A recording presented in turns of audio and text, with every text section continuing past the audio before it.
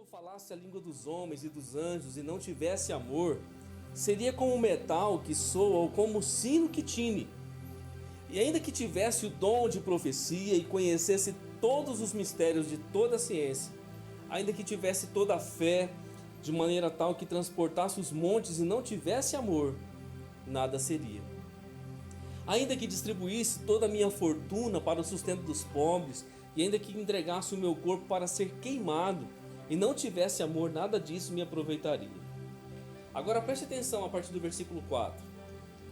O amor é sofredor, é benigno, o amor não é invejoso, o amor não trata com leviandade, não se ensoberbece, não se porta com indecência, não busca os seus interesses, não se irrita, não suspeita mal, não folga com a injustiça, mas folga com a verdade. Tudo sofre, tudo crê, tudo espera, tudo suporta. O amor nunca falha, mas havendo profecias serão aniquiladas, havendo línguas cessarão, havendo ciência desaparecerá. Porque em parte conhecemos e em parte profetizamos, mas quando vier o que é perfeito, então o que é em parte será aniquilado. Quando eu era menino, falava como menino, sentia como menino, discorria como menino, mas logo que cheguei a ser homem, acabei com as coisas de menino. Porque agora vemos por espelho em enigma, mas então veremos face a face. Agora conheço em parte, mas então conhecerei como também sou conhecido. Agora, pois, permanecem a fé, a esperança e o amor.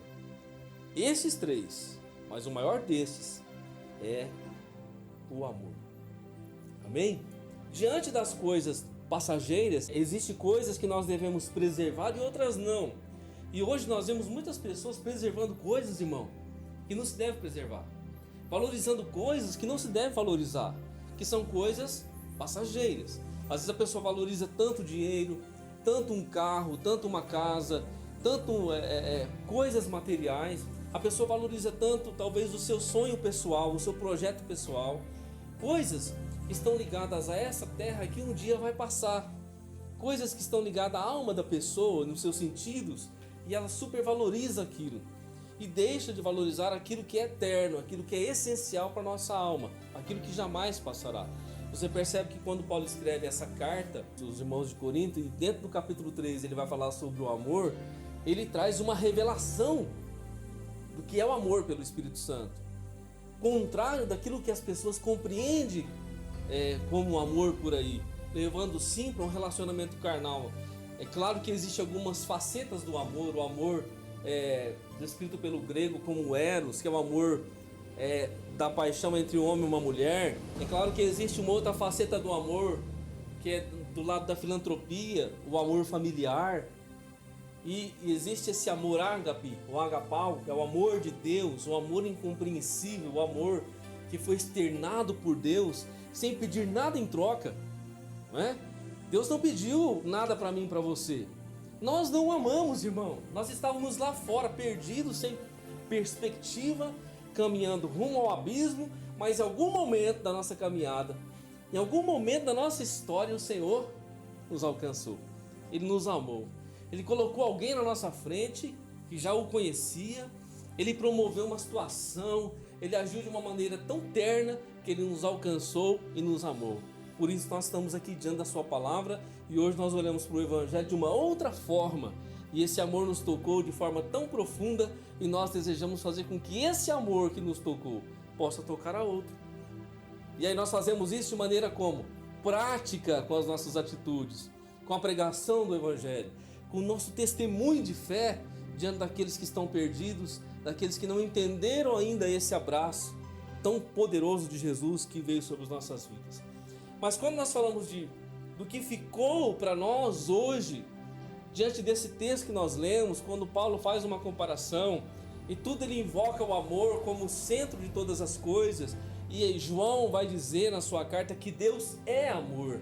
Deus não tem amor, Ele é amor, a sua essência é amor, não faz parte dele, Ele é.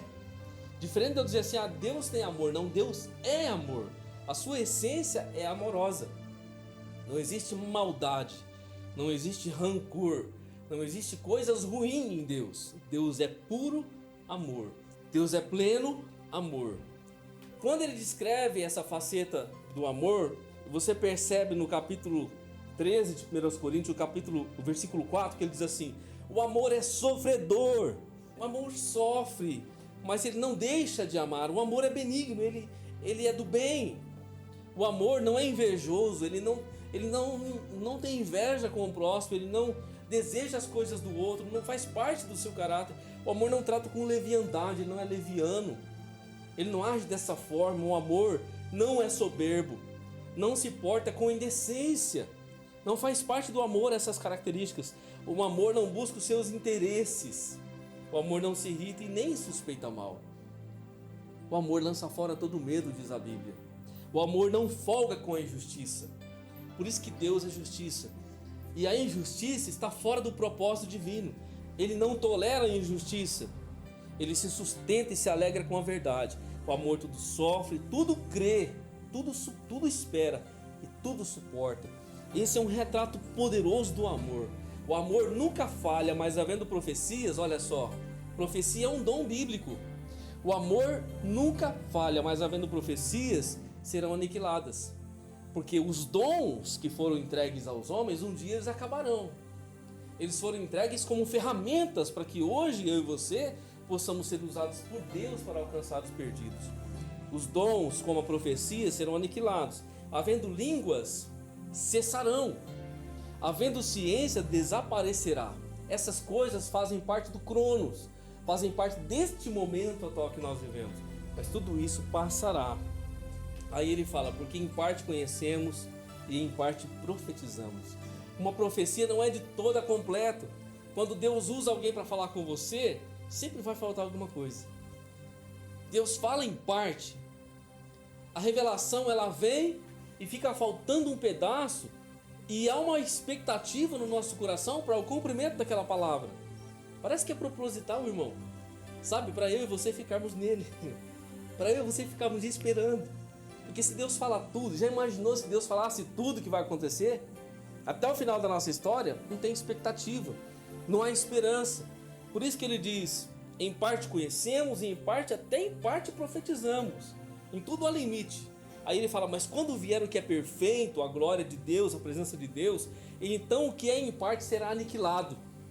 Ou seja, tudo será conhecido, tudo será evidente, ficará claro para mim e para você. Mas na eternidade isso será real.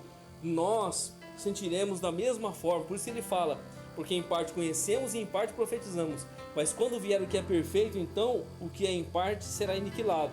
E nós conheceremos e veremos e sentiremos o Senhor face a face. Haverá o mesmo sentimento profundo entre os irmãos na eternidade. Ele fala, quando eu era menino, eu falava como menino, sentia como menino, discorria como menino, mas logo cheguei a ser homem, acabei com as coisas de menino. Quando chegou a maturidade, eu deixei as coisas de criança para trás, porque agora veio o conhecimento. Aí ele fala, porque agora vemos por espelho, limitado, em enigma. Talvez essa figura do enigma Paulo usa porque naquele contexto eles não tinham um espelho. O espelho era água. Eles olhavam a sua imagem na água. E aí, com um pouquinho mais de avanço, eles usavam o bronze, né? Polido, batido, polido, para eles poderem ver a imagem deles. Não tinha um espelho como nós temos hoje. Então ele fala, vejo como um espelho, não consigo ver direito ainda a minha fisionomia, eu vejo, mas está meio desfocado. Trazendo isso para a vida espiritual, muitas vezes eu e você somos assim mesmo, somos limitados. E nós vemos, né, como por espelho, em enigma. Mas ele fala, mas então veremos face a face. Agora eu conheço em parte, mas então conhecerei como também sou conhecido. Agora, pois, hoje, ontem, antes de ontem, durante o período da quarentena, agora, hoje, amanhã, a hora que você acordar, depois de amanhã, enquanto estivermos aqui, agora, pois, permanecem. Você percebe que o verbo está no presente. Permanece a fé, a esperança e o amor. Agora permanecem essas três coisas. E eu e você, como filhos de Deus, é impossível nós vivermos sem isso. Sem fé, sem esperança e sem amor. Um crente jamais pode viver sem essas três virtudes: sem a fé, sem a esperança e sem o amor. Se nós estivermos faltando alguma delas, ou faltando todas, estamos em desespero. Precisamos ter isso em nossa vida para que de fato nós possamos viver na presença do Senhor. Então, nesse momento, enquanto a vida passa, enquanto nós caminhamos e vivemos na terra, nós vivemos por fé, temos que ter esperança, sempre na perspectiva e no desejo do amor eterno, do amor de Deus. E quando falamos de fé, logo, o próprio versículo de 1 Coríntios capítulo 7 fala que o amor tudo crê. Olha a fé dentro do amor, irmão. O amor tudo crê. Não há dúvida no amor. Não há dúvida no amor de Deus. Não há dúvida no coração de Deus. Não há dúvida no que Jesus fez por mim e por você, porque o amor que foi manifestado, tudo crê. Ele acredita em tudo. O amor manifesta a fé também. A fé é o impossível. As coisas do impossível estão relacionadas à fé.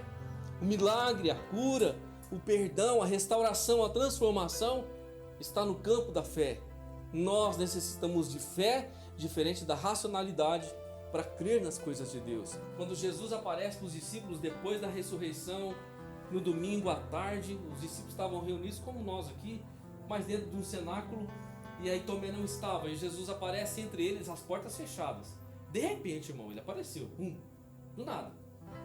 E eles ficaram assim, com medo, né? Aquela situação. Jesus acalmou seus corações, não tenha medo, sou eu. E aí eles ficaram maravilhados, conversaram com Jesus, Jesus comeu com eles, houve aquela comunhão ali, Jesus, na mesma hora também, foi embora. Tomé ficou sabendo daquele fato, irmão. Tomé disse, se eu não ver, se eu não tocar lá, se eu não pôr a minha mão, eu não creio. Passou uma semana depois, de novo, fechado, ali reunido, mas Tomé estava. Jesus chega de novo do mesmo jeito. Porta fechada. E aí Jesus já vai logo no incrédulo. Já vai logo no incrédulo. Assim, vai tratar com ele para mudar a perspectiva de Tomé. Para mudar a questão da fé de Tomé. E aí, fala assim, vem cá, põe a mão aqui, vê se não sou eu mesmo. Né? Toca aqui, pega aqui, vê aqui se não sou eu. E Tomé cai de joelho, né, dizendo, meu Senhor e meu Deus. O amor que foi manifestado tão glorioso, para Tomé havia ausência de fé em acreditar que Jesus estava vivo, ele havia ressuscitado dentre os mortos. Até para isso, irmão, é preciso ter fé, sabia? Porque você sabe que tem gente que não crê que Jesus ressuscitou. Aí Paulo diz aos Coríntios assim, irmão, porque havia contenda entre os coríntios, no mesmo livro que nós lemos. Havia alguns que contestavam o apostolado de Paulo. Havia alguns que criticavam Paulo. E aí havia alguns que não criam na ressurreição de Jesus. E Paulo escreve, meus irmãos, se alguém não crê que Cristo ressuscitou, logo a nossa fé é vã. Se nós não cremos que Ele ressuscitou, se nós não temos fé para isso, então tudo cai em descrédito. Tudo que está escrito na palavra, para aquele que não crê, é algo em vão. Não serve para nada. Porque essa é a base da nossa fé. Essa é a base do Evangelho. É a ressurreição do Senhor Jesus. A fé diz, para mim e para você nessa noite, com base nesse amor que tudo crê, que tudo é possível. Amém? Eu não sei qual é a circunstância que você se encontra nesse momento, mas a fé diz para mim e para você, com base nesse amor que nós lemos, que tudo crê, que tudo é possível. Tudo é possível. Jesus falou para os discípulos, se você pode crer, tudo é possível ao que crê. Não há impossibilidades, irmão. Não há impossibilidades. Às vezes você olha para uma pessoa, vê aquela pessoa irredutível, o coração não muda, mas para Deus nada é possível. Deus muda os homens, Deus muda as circunstâncias, Deus muda as coisas. Deus muda. É bom lembrar que Deus não muda, irmão, Ele é sempre o mesmo. As circunstâncias mudam, os homens mudam, mas Deus não muda. Ele continua eterno, imutável e santo. Ele opera em nossas vidas quando nós exercitamos a nossa fé em amor. A nossa fé em amor. Muitas vezes nós vemos por aí uma fé que não age por amor. Uma fé que age por egoísmo. Uma fé que age por revanche. Uma fé que age por disputa. Essa fé não é a fé do Evangelho. A fé do Evangelho, ela age com base no amor, ela tudo crê com base no amor que foi manifestado por mim e por você. E quando nós falamos de fé, fé significa, em outras palavras, ver o invisível e crer no impossível. Se nós falamos de fé, significa que nós temos a capacidade, por meio da fé, de ver o invisível e de crer, de tocar muitas vezes o impossível, que é manifestado através da nossa fé. Jesus disse: se você disser aquele monte, arranca-te daí e te lança ao mar, e se você não duvidar no seu coração, se você crer e não duvidar, isso lhe será feito. Jesus está falando do poder sobrenatural da fé, debaixo do propósito do amor. A fé está relacionada com o Filho de Deus. Abra sua Bíblia comigo em Hebreus capítulo 12, versículo 2. Hebreus 12, 2. Olhando para Jesus, autor e consumador da fé, o qual pelo gozo que lhe estava proposto, havia uma expectativa naquilo que Jesus estava fazendo. Suportou a cruz por causa dessa expectativa, desse gozo. Ele suportou a cruz, ele desprezou a afronta, porque havia amor. Ele assentou-se à destra do trono de Deus. Eu e você precisamos olhar para Jesus, o escritor está dizendo, olhar para Jesus, pois Jesus é o autor e consumador da fé. É nele que eu e você recebemos e somos nutridos pela fé.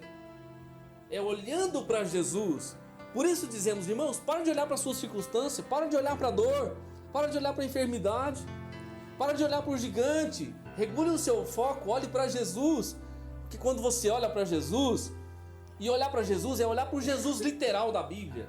Aquele que fez o mar se calar, curou o cego, aquele que curou o leproso, aquele que ressuscitou os mortos. É olhar para o Jesus bíblico, não só histórico, mas o Jesus real, aquele que ressuscitou dentre os mortos, aquele que venceu a morte e que não conhece circunstâncias impossíveis. É olhar para Ele e colocar a sua vida com base nele. Por isso que o escritor está dizendo isso, olhando para Jesus, Ele é o autor da fé. Quando eu manifesto a minha fé com base em Cristo, então as coisas começam a acontecer na minha vida. Ele diz, o qual, pelo gozo que lhe estava proposto, suportou a cruz. Muitas vezes, querido, por manifestar fé, por acreditar, por não duvidar, nós suportamos a cruz também. O levar a cruz é suportar muitas vezes as circunstâncias, até que elas mudem. O levar a cruz muitas vezes é renunciar o nosso eu, que muitas vezes pode ser contrário ao de Deus, à vontade de Deus. O levar a cruz é reconhecer que eu sou pequeno e dependente do Senhor, que eu preciso seguir os passos de Jesus, e para onde Jesus está indo. Irmão, Jesus é rejeitado em muitas casas. Jesus é rejeitado em muitas famílias. Portas se fecham para Ele. E se eu e você estamos com Ele, muitas vezes se fecha para mim e para você também. E às vezes nós não entendemos o porquê. Só porque nós temos Jesus. Mas é preferir ficar com Ele, manifestar fé nele, mesmo que uma porta se feche, uma outra se abre. Porque eu estou caminhando e vivendo com base no propósito dele. O mesmo livro de Hebreus diz, ora, no versículo 11, no capítulo 11, versículo 1, ora, a fé é o firme fundamento das coisas que se esperam e a prova das coisas que se não veem. A fé que se relaciona com o Filho de Deus é o firme fundamento, é a certeza, é a convicção das coisas que se esperam e a prova das coisas que se não veem. Olha só o que a Bíblia fala da fé. Ela é o firme fundamento, a certeza das coisas que eu e você esperamos. Se você espera uma cura, você precisa ter a certeza de que você será curado. Se você espera uma porta aberta, você precisa ter certeza que a porta vai se abrir. Isso é fé, ao contrário de incredulidade. Como o povo que estava no deserto, que almejava entrar na terra prometida, mas que de tempo em tempo, diante do deserto, agia com incredulidade. E a Bíblia diz que eles manifestavam dureza do coração e dura cerviz. A dura cerviz é não se render, irmão. Eles não se rendiam, eles não se dobravam diante de Deus. E eles eram rebeldes, desobedientes. e eles agiam com incredulidade. E nós, quando nós agimos dessa forma, nós perdemos a bênção. Agora o mesmo livro de Hebreus está dizendo, ora, a fé é o firme fundamento, é a certeza, a convicção das coisas que eu espero em Deus. Seja das promessas individuais, seja das promessas da palavra, ou seja daquilo que eu creio que vai acontecer, o milagre, uma porta aberta, a restauração de uma pessoa, o agir de Deus na minha casa, na minha família, aquilo que nós colocamos diante de Deus, é a prova das coisas que nós não vemos. Como que eu posso provar o que eu não vejo, irmão? Como que eu posso provar? A fé é a prova disso, é de que aquilo que ainda não está visível se tornará visível. Quando Jesus vai lá diante do Tomé, Tomé fica de incrédulo, passa a se tornar credo, passa a crer. E aí Tomé cai de joelhos, porque ele estava vendo Jesus. Ele cai de joelho, ele viu os pés furados, ele viu as mãos furadas, ele viu que era o próprio Filho de Deus.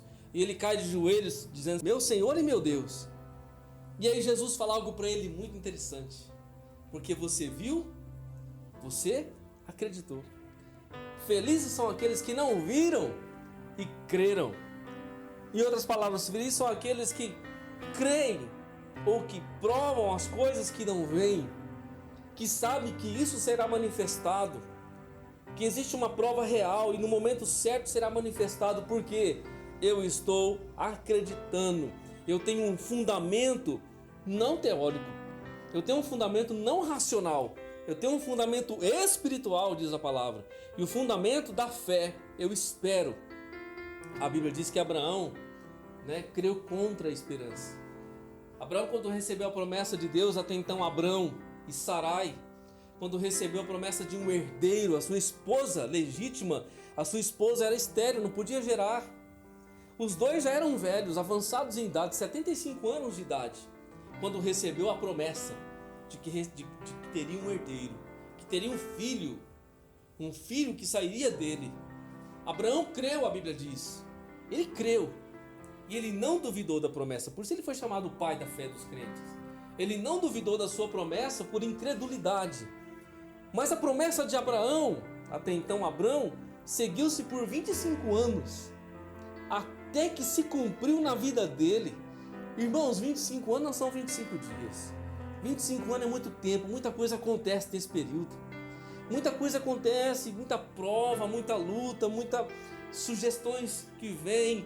Talvez a incredulidade bate a porta dizendo que tá ficando doido, tá viajando na maionese, já passou 10 anos, 12 anos, 15 anos, 20 anos, 25 anos, se manifesta a promessa de Deus. O tempo do cumprimento não é nosso, é de Deus. Enquanto ela não se cumpre, eu e você continuamos crendo. Porque quando eu e você cremos, nós estamos exercendo a nossa fé no firme fundamento das coisas que se esperam. Com base naquilo que Jesus nos ensinou, tudo é possível ao que crê. E o texto que nós lemos de Coríntios capítulo 13, versículo 7, diz que o amor tudo crê. Por isso permanece a fé, a esperança e o amor. Essas três coisas estão ligadas, não tem como você tirar uma da outra. Não tem como você viver com uma e deixar duas. Não tem como você viver com duas e deixar uma. Você precisa ter as três operando na sua vida simultaneamente 24 horas por dia. Não adianta eu dizer que tenho amor, mas não tenho esperança. Eu não posso dizer que tenho fé, mas não tenho amor. Ou eu não posso dizer que tenho esperança, mas deixei o amor de lado e a fé. As três coisas, as três virtudes precisam operar de maneira simultânea em minha vida 24 horas por dia. Marcos capítulo 11, versículo 22, Jesus disse assim, Jesus respondendo disse: tende fé em Deus? Porque em verdade vos digo, qualquer que disser a este monte, ergue-te, lança-te no mar, e não duvidar em seu coração, mas crer que se fará aquilo que diz, tudo o que disser lhe será feito. Por isso vos digo que todas as coisas que pedirdes orando, crendo, receber e tê-las-ei. Você percebe que Jesus, ele relaciona o poder da nossa palavra com a fé. Ele fala, se você não duvidar no seu coração, mas se você crer, e se você falar as palavras de fé, se você declarar a palavra de fé, se você manifestar a palavra de fé, então isso vai acontecer, é o que Jesus está dizendo. Jesus não falou para você olhar para o monte, ficar olhando para o monte e pensando como um pensamento positivo. Monte, sai daí, vai lá para o mar. Não, Jesus disse, se você falar ao monte, e vamos tirar o monte aqui, irmão, vamos falar circunstâncias, vamos falar enfermidade, vamos falar problemas adversos, gigantes, vamos falar adversidade. Quando nós falamos a adversidade, quando nós falamos a enfermidade, quando nós falamos ao problema com fé e mandamos ele sair, mandamos ele parar, ele cessar. Se nós falarmos orando, crendo, nós recebemos, nós teremos, se cumprirá sobre as nossas vidas. Ainda Hebreus 11:6 diz assim: ora, sem fé é impossível agradar-lhe, porque é necessário que aquele que se aproxima de Deus creia que ele existe e que é galardoador dos que o buscam, é presenteador. Hebreus 11:6. O escritor está dizendo: sem fé é impossível agradar a Deus. Por que é impossível agradar a Deus sem fé? Porque Deus, irmão, é sobrenatural. Deus não está no aspecto humano, físico, carnal. Deus está no céu, na eternidade. E eu só posso acessar esse lugar, primeiro pelo sangue de Cristo, que é o nosso mediador, mas eu só posso acessar Deus pela fé. Eu não posso acessar pela racionalidade, eu não posso acessar só pelo conhecimento intelectual, eu não posso acessar de maneira carnal, eu só posso acessar a Deus por meio da fé. Então ele diz, sem fé é impossível agradar-lhe, porque é necessário que aquele que se aproxima de Deus, creia que ele existe. Quando eu olho o escritor aos Hebreus dizendo que sem fé é impossível agradar a Deus, significa que não é só o meu louvor que agrada a Deus. Significa que não é só o fato de eu pregar o evangelho ao próximo, o fato de eu amar ao próximo. Não é só isso que agrada a Deus. A fé também, quando eu manifesto a fé, agrada a Deus. Isso agrada o coração de Deus, porque nós somos justificados pela fé. E pela fé nós temos paz com Deus, diz Romanos capítulo 5. Então ele está dizendo que sem fé é impossível agradar a Deus. Eu e você temos que manifestar a fé, caso contrário, haverá muitas impossibilidades em nossas vidas. Tudo é possível pela fé. Sem fé nada acontece. Pode ser que exista alguma circunstância na sua vida que você olhe, que você visualize mentalmente, você diz, isso aqui é impossível. Isso é impossível. E eu declaro para você, irmão, realmente é impossível. Para o aspecto humano, para o agir humano, mas para Deus, nada é impossível. Nada é impossível diante do Senhor. Dentro do contexto da fé, seguidamente vem a esperança. E aqui a esperança é algo também muito poderoso. Que se a fé se relaciona com Cristo e com o poder sobrenatural de vermos a ação de Deus em nossas vidas, acontecendo de fato, de maneira extraordinária, a porta se abrindo, o mundo espiritual se movendo, o invisível se tornando visível, o impossível se tornando possível. Então, ainda o apóstolo Paulo fala sobre a esperança. E a esperança ela se relaciona totalmente com o Espírito Santo que está em nós, o Espírito Consolador que habita em nós. E dentro do contexto de 1 Coríntios capítulo 13, ele fala que o amor tudo espera. Ora, se o amor tudo crê, o amor também tudo espera. O amor também gera em nós uma esperança eterna. Se a fé tudo crê e não duvida, o amor também tudo espera. O amor também tudo espera, sem ansiedade, sem agonia, sem desespero. O amor sabe esperar, irmão. Quantas pessoas estão perdidas agora lá fora e o amor continua esperando por elas? O amor continua desejando por elas. O mesmo Deus que nos salvou continua desejando e amando os perdidos. Continua esperando por eles. Romanos 15, versículo 13. Abra sua Bíblia comigo aí no nome de Jesus. Assim como a fé diz para mim e para você, oriunda do amor, a fé diz que é possível nessa noite. Assim como a fé diz que é possível, dentro do mesmo contexto, a esperança diz que eu e você temos que aguardar. Temos que esperar. Nós temos que esperar crendo, porque ela está relacionada à fé. A esperança é a continuação da fé. É a continuidade do que eu creio. Ora, se eu creio que vai acontecer, eu preciso ter esperança. Você percebe que uma coisa está ligada à outra? Eu preciso caminhar com Jesus e com o Espírito que Ele me deu o Espírito que habita em mim, Santo, o Espírito Santo que está em nós, para que essa esperança possa dar continuidade no propósito da fé.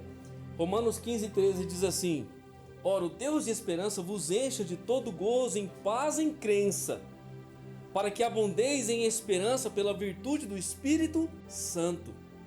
Para que haja abundância de esperança em nós, crendo, exercendo a nossa fé com o gozo e a paz que vem de Deus. Então essa esperança está totalmente relacionada com a virtude do Espírito Santo em nossas vidas, que tudo espera com base no seu amor. Hebreus capítulo 10, 23, aliás, Romanos 5:5 diz assim: e a esperança não traz confusão, porquanto o amor de Deus está derramado em nossos corações, pelo Espírito Santo que nos foi dado. Irmãos, a Bíblia está dizendo que a esperança não traz confusão. Quantas pessoas estão andando confusas na terra hoje? Nós estamos vendo aí o momento da pandemia. Quantos estão em crise hoje, sem esperança no dia de amanhã? Muitos estão falando, não, o mundo não vai ser mais o mesmo. Pode até não ser mais o mesmo, irmão, mas o Deus continua o mesmo. A palavra continua a mesma. A fé continua a mesma. Jesus continua o mesmo. O Espírito Santo também continua o mesmo. Aleluias! Pode ser que o mundo mude, pode ser que as coisas mudem, mas o Deus que nós servimos continua o mesmo e continuará agindo da mesma forma em nossas vidas. Aleluias! Capítulo 5, versículo 5 diz: e a esperança não traz confusão. Nós estamos andando em esperança, com base nesse amor extraordinário. A esperança não traz confusão, porquanto o amor de Deus está derramado em nossos corações pelo Espírito Santo. Olha só a relação com o Espírito Santo. Pelo Espírito Santo que nos foi dado. A esperança que está em mim e em você não nos deixa confuso de quem nós somos, para onde nós vamos, qual é o nosso propósito, o que nós devemos fazer, de que maneira devemos crer, o que está escrito na palavra, o que Deus nos falou. O Espírito Santo que nos foi dado gera em nós essa segurança. Ele foi derramado em nossos corações. E essa esperança é uma esperança firme que não nos traz confusão. Hebreus capítulo 10, versículo 23, ele diz assim: retenhamos firme a confissão da nossa esperança, porque fiel é o que prometeu. Hebreus 10, 23. Retenhamos firme a confissão da nossa esperança. Ou seja, que nós possamos guardar com firmeza, reter a nossa esperança, porque fiel é o que prometeu. Tudo que Deus falou se cumprirá.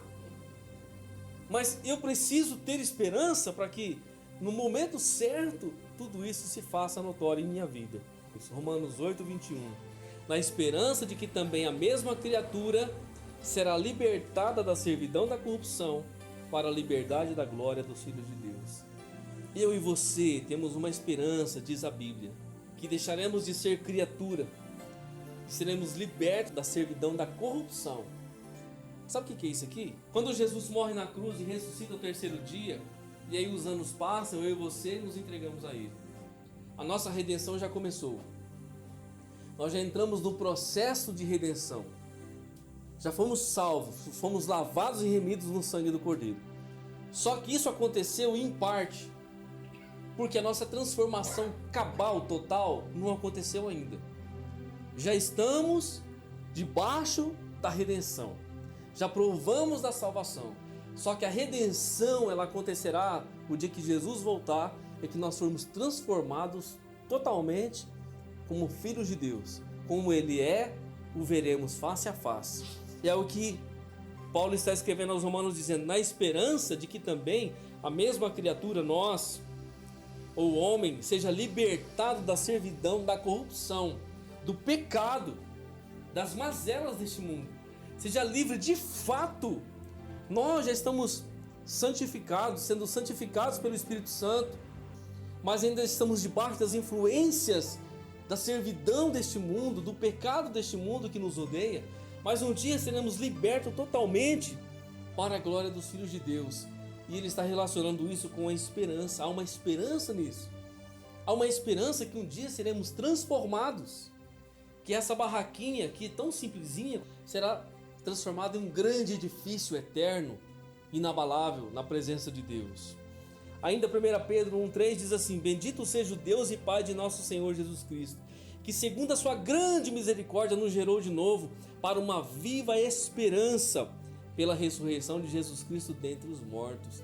Nós somos gerados novamente em Deus por uma viva esperança pela ressurreição de Jesus. Gálatas 5:5, porque nós, pelo Espírito da fé, aguardamos a esperança da justiça. Você está percebendo, irmão, que cada um dos textos que eu estou lendo está se referindo ao Espírito Santo? A esperança está relacionada com o Espírito da promessa, com o Espírito Consolador. Efésios 4:4, há um só corpo e um só Espírito, como também fossem chamados a uma só esperança da vossa vocação. Fossem chamados a uma só esperança da vossa vocação, da vossa eleição, da vossa salvação. Romanos 5:2, pelo qual também temos entrada pela fé a esta graça, na qual estamos firmes e nos gloriamos na esperança da glória de Deus. Onde nos gloriamos? Qual é o lugar que nós nos gloriamos? Na esperança da glória, na esperança da vida dele, na esperança da eternidade, na esperança de que um dia tudo vai mudar, na esperança de que ele enxugará dos nossos olhos toda lágrima, que estaremos de eternidade em eternidade junto com ele. Romanos 12:12, alegrai-vos na esperança, sede pacientes na tribulação, perseverai na oração, alegrai-vos na esperança. Colossenses 1:23, se na verdade permanecerdes fundados e firmes na fé, e não vos moverdes da vossa esperança do Evangelho, que tendes ouvido, o qual foi pregado a toda criatura que há debaixo do céu, e do qual eu, Paulo, estou feito ministro.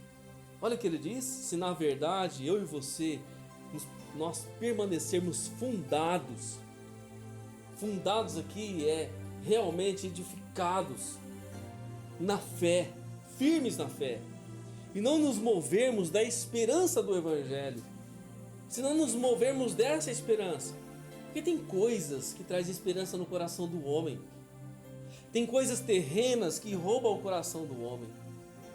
As pessoas esperam muitas coisas, irmão, esperam muitas coisas, esperam dias melhores.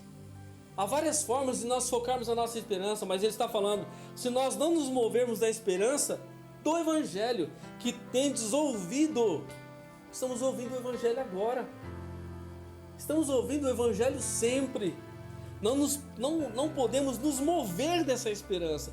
Nos mover é trocar o endereço da esperança. O endereço da esperança é Deus, o endereço da esperança é o Espírito Santo, é o céu, é a vontade do Pai. Aleluias, é o Evangelho. Não podemos nos mover desse lugar, o qual foi pregado a toda criatura que há debaixo do céu. E Paulo fala, do qual eu estou feito ministro. Percebe nessa noite, querido, que o amor tudo espera. O amor tudo crê e o amor tudo espera. E a esperança significa que nós devemos esperar crendo. Pastor, mas estou esperando a porta abrir para mim. Eu estou esperando aquela bênção há tanto tempo. Estou esperando aquela promessa acontecer há tanto tempo. Continue na fé, irmão. Continue na esperança, que a qualquer momento há de se manifestar a glória de Deus sobre a sua vida. Aleluias. Amém? E por fim, o amor diz, com base na fé e na esperança, o amor diz, aguenta firme. Por quê?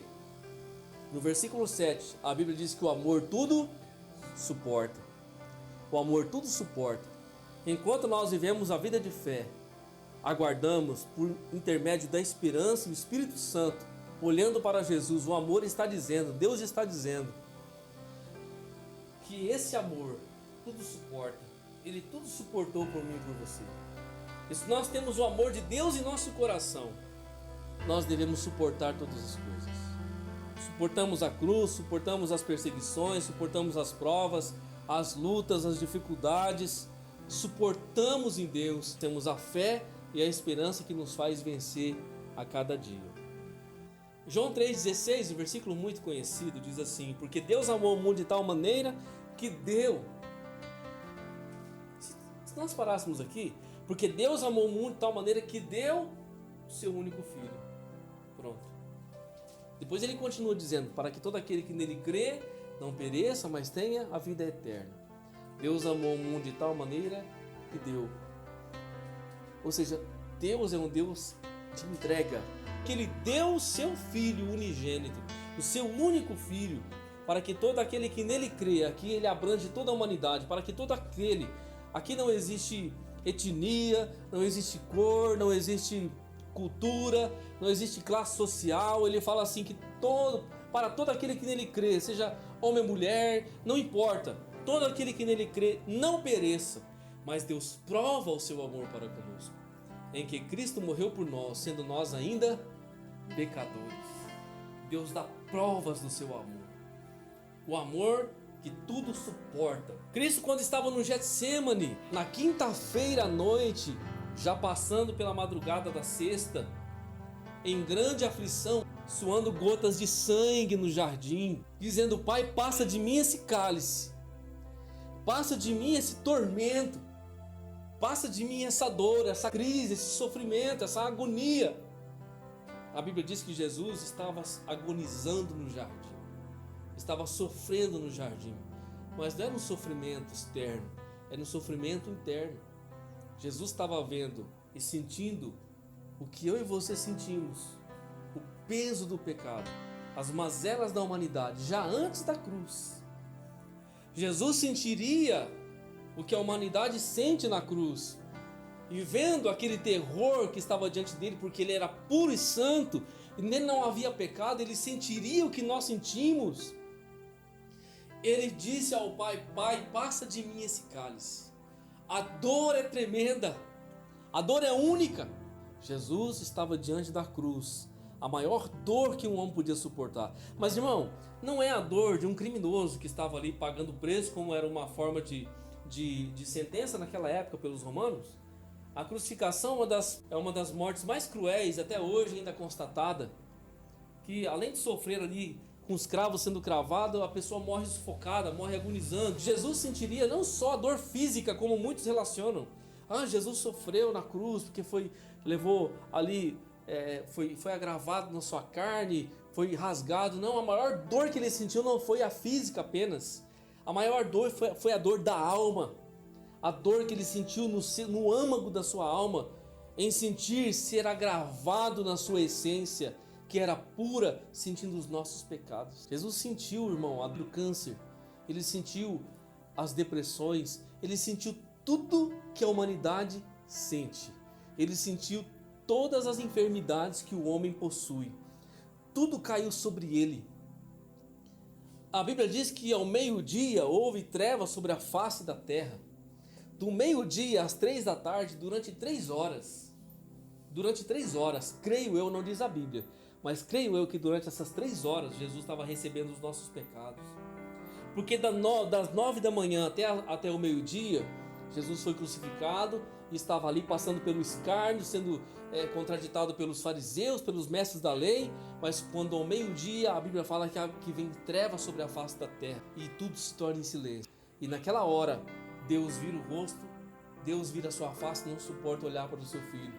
E Jesus disse: Deus meu, por que me desamparastes? Foi naquela hora que a comunhão de Jesus, o único momento da sua história, de toda a sua vida na terra, a sua comunhão foi quebrada com o Pai. Ele entra em desespero dizendo: Deus meu, por que me desamparastes? Foi naquela hora que o meu pecado e o seu pecado quebrou a comunhão de Jesus com Deus. Foi naquela hora mais agravante, para mim, eu creio que foi a hora mais agravante que Jesus sentiu, a quebra do relacionamento com o seu Pai por causa do pecado. E é isso que a humanidade sente, irmão. É isso que nós já sentimos um dia. O pecado quebra o nosso vínculo com Deus. O pecado traz trevas sobre as nossas vidas e faz-nos perder o contato da face do Altíssimo. Jesus estava sentindo aquilo naquele dia, mas ele estava suportando por causa do amor, suportando a cruz, suportando as mazelas, aguentando firme, dizendo que o amor suporta, o amor supera, porque daqui a pouquinho, no domingo, ele ressurgiria novamente. Ele ressuscitaria porque ele suportou a cruz, que eu e você também devemos suportar. Amém? Porque só assim nós ressuscitamos também com Cristo. Se nós estamos carregando a nossa cruz, pensando nas coisas que são de cima, se nós já ressuscitamos com Cristo, nós também devemos viver essa vida como Jesus viveu. Em seus passos, o que faria Jesus? Muitas vezes em atitudes que tomamos, muitas vezes em escolhas que fazemos. O que Jesus faria? Muitas vezes no dia a dia, em palavras que falamos, em escolhas que fazemos, em atitudes que tomamos. O que Jesus faria? Como Jesus pensaria nesse momento? Como Jesus agiria nessa hora? Qual seria a atitude de Jesus agora? Quando nós trazemos isso para a nossa vida, nós estamos relacionando fé, esperança e amor no nosso dia a dia. E eu quero dizer para você, isso é colocar em prática aquilo que nós ouvimos nessa noite. Amém? Para que o Evangelho seja prático lá no seu serviço, na sua família, no seu trabalho, no seu dia a dia, para que de fato nós possamos suportar e viver debaixo da vontade de Deus.